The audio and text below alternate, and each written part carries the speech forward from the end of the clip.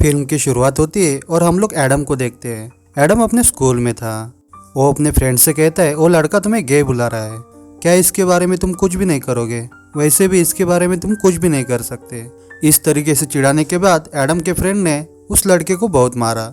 जब ये फाइट खत्म होती है उसके बाद वो एडम को भी मारता है। तब वहाँ की सिस्टर आती है और इन दोनों को लेके जाती है। इन दोनों को एक दिन के लिए डिटेंशन में डाल दिया था।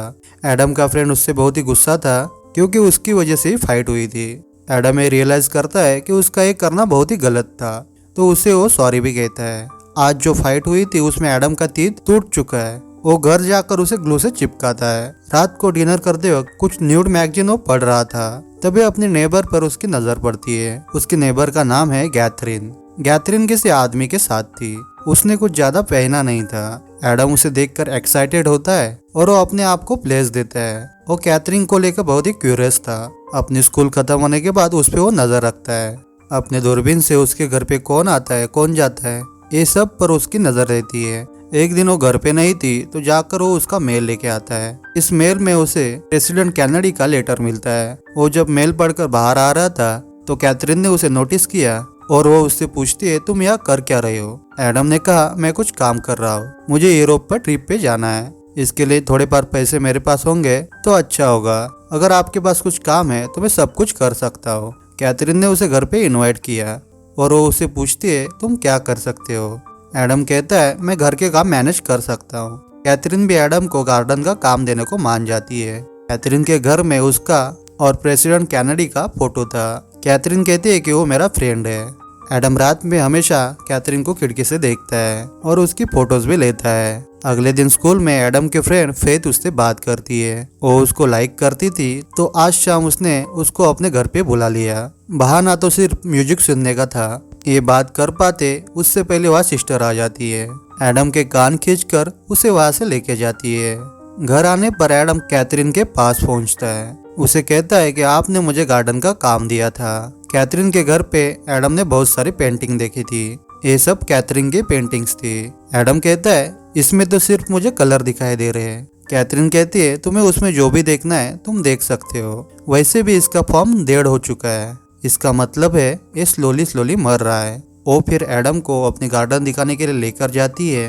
ये बहुत ही ब्यूटीफुल गार्डन थी, लेकिन कैथरीन कहती है मुझे इसे पूरी तरीके से मिटाना है। इसके बाद वो फिर से प्लांट करेगी। एडम ये समझ गया कि उस गार्डन के फूल मुरझा जाते हैं। इस वजह से कैथरीन इसे फिर से बनवा रही है। एडम गार्डन में काम करने लगता है। थोड़ी देर बाद कैथरीन उसके पास आती है और वो बहुत ही अच्छे से ड्रेस थी।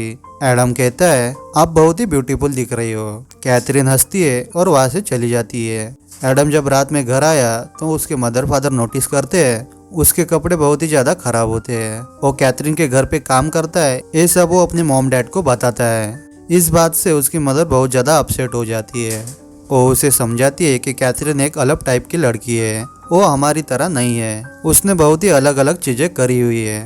वो उसे इनडायरेक्टली बता रही थी कि कैथरीन का कैरेक्टर अच्छा नहीं है। एडम कहता है आपने ही तो कहा था मुझे कुछ पैसे कमाने चाहिए। ये बात एडम के फादर को भी सही लगी। वो उसे कहते हैं कि तुम काम तो कर सकते हो पर काम होने के बाद डायरेक्टली घर पे आना। आज रात फिर से एडम कैथरीन के घर पे नजर रख रहा था तो उसने देखा बहुत बड़ी बड़ी गाड़ियां खड़ी थी। उसने अपनी दूरबीन लगा के देखी तो वो प्रेसिडेंट कैनेडी को वह देखता है। वो इस बात से शॉक हो जाता है। अगले दिन गार्डन में काम करते समय वो कैथरीन से कहता है कि आप जब बोल रही थी प्रेसिडेंट कैनेडी आपका फ्रेंड है तो आपने बहुत ही सच कहा था। मैंने कल रात उन्हें आपके घर पे देखा। कैथरीन गुस्सा होकर बोलती है कि इस बारे में तुम भूल जाओ, कभी भी इसके बारे में किसी को पता नहीं चलना चाहिए। कुछ चीजें प्राइवेट रखनी चाहिए। एडम को अपने पेरेंट्स से पता चलता है कैथरीन का भी एक बेटा होता है। इसके बारे में भी वो उसे पूछ लेता है। कैथरीन कहती है अब वो तुम्हारी एज का होता। कैथरीन एडम को अपनी बेटी की तरह समझती है। ये एडम को अच्छा नहीं लगता। उन दोनों की बातों से हमें पता चलता है कि कैथरीन और उसका हस्बैंड दोनों में फाइट है। थोड़ी देर बाद कैथरीन जब घर से बाहर गई तो एडम उसका पीछा करता है। कैथरीन आज लूसियन से मिलने गई थी। लूसियन कैथरीन की एजेंसी के लिए काम करता था। इनकी एजेंसी बहुत बड़े लोगों को लड़कियां सप्लाई करने का काम करती है। वो एक पॉलिटिकल बात को लेकर प्रेसिडेंट को कुछ समझाना चाहते थे पर कैथरीन से उसकी उस तरीके से बात नहीं होती। कैथरीन कहती है कि वो मेरा कुछ सुन नहीं रहा। उस रात जब वो प्रेसिडेंट से मिली थी वो लास्ट टाइम था। आज शाम फेथ ने एडम को अपने घर पे बुलाया था। वो उसके घर पे जाता है और ये दोनों म्यूजिक सुनते हैं और फिर किस करने लगते हैं। किस करते करते एडम का दांत निकल जाता है जो उसने ग्लू से चिपकाया हुआ था। ये फेथ को बहुत ही घटिया लगता है। वो कहती है इस दांत को तुम फिक्स करवा लो, इसके बाद हम लोग फिर से मिलेंगे।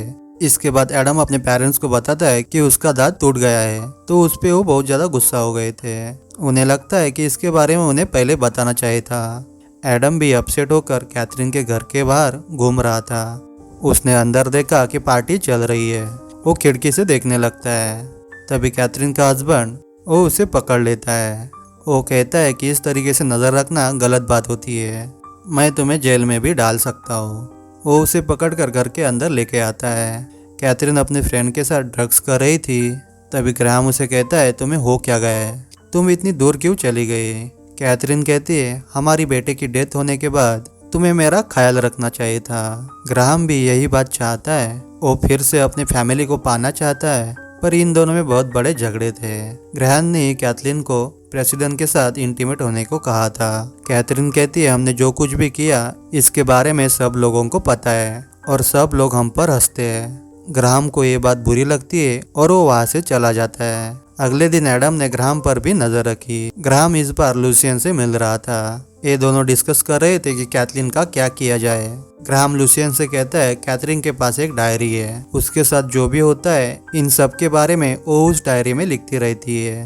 ये डायरी होना बहुत ही बड़ा रिस्क था, पर ये कैथरीन के लिए एक सेफ्टी है। उसकी एजेंसी ने उसको हर्ट करने की कोशिश की तो वो सबको एक्सपोज कर सकती है। इस डायरी के बारे में सुनने के बाद कैथरीन जब घर पे नहीं थी तो एडम उसके घर पे आ जाता है और वो डायरी को ढूंढ लेता है। अचानक से कैथरीन भी किसी और के साथ वहाँ पे पहुंच जाती है। एडम बाथरूम में छुप जाता है और उन दोनों को इंटीमेट होते देख रहा था। उस आदमी के जाने के बाद कैथरीन ने कहा मुझे पता है तुम यही हो, तुम्हारा बैग बाहर ही पड़ा था। एडम उसे सॉरी कहता है। कैथरीन कहती है तुम सिर्फ क्यूरियस थे। वो उसे ऑन कर दिए, फिर से ये सब होना नहीं चाहिए।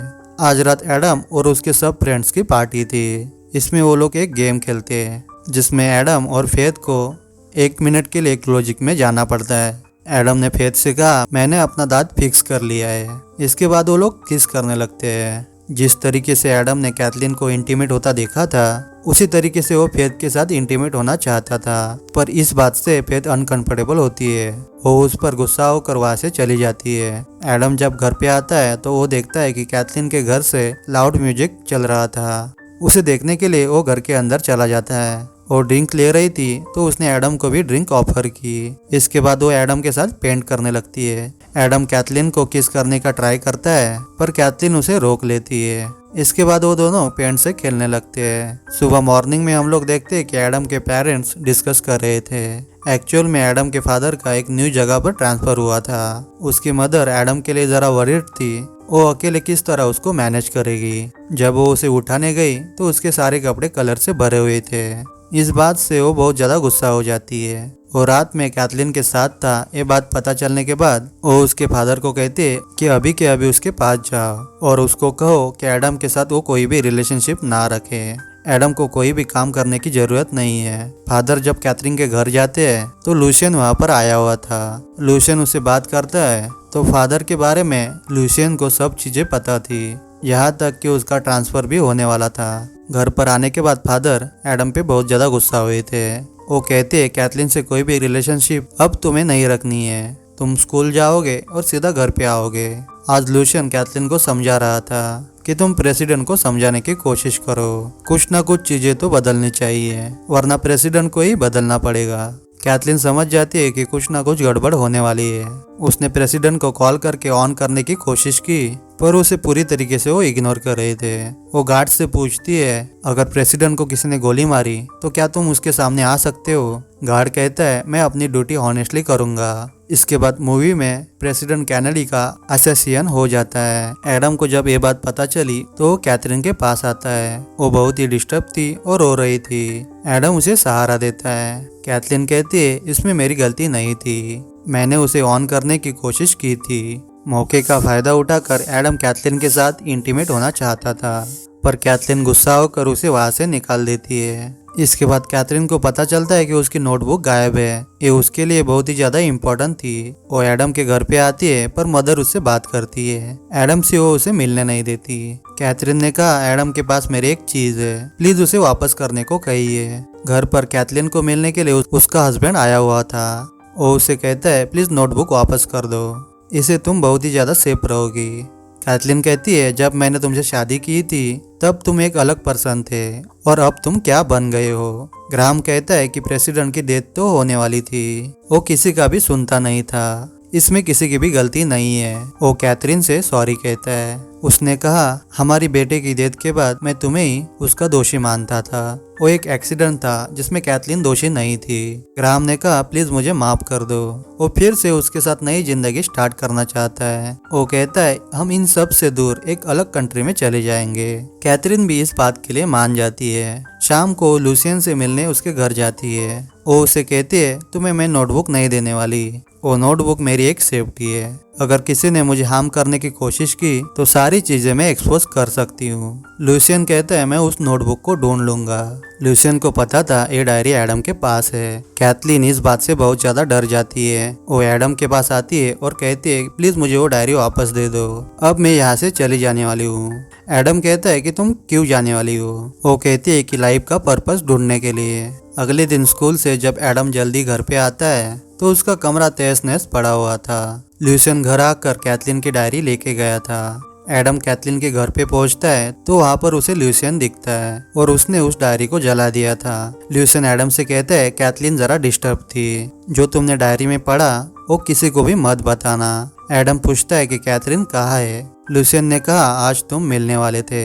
एडम उसी जगह कैथरीन से मिलने के लिए पहुंचता है पर कैथरीन के नीचे गिरकर डेथ हो चुकी थी। कैथरीन के हस्बैंड को इसके बारे में पता चलने के बाद उसे भी बहुत बुरा लगता है, पर लूसियन के खिलाफ वो कुछ कर भी नहीं सकता। और यहीं पर ये मूवी एंड हो जाती है।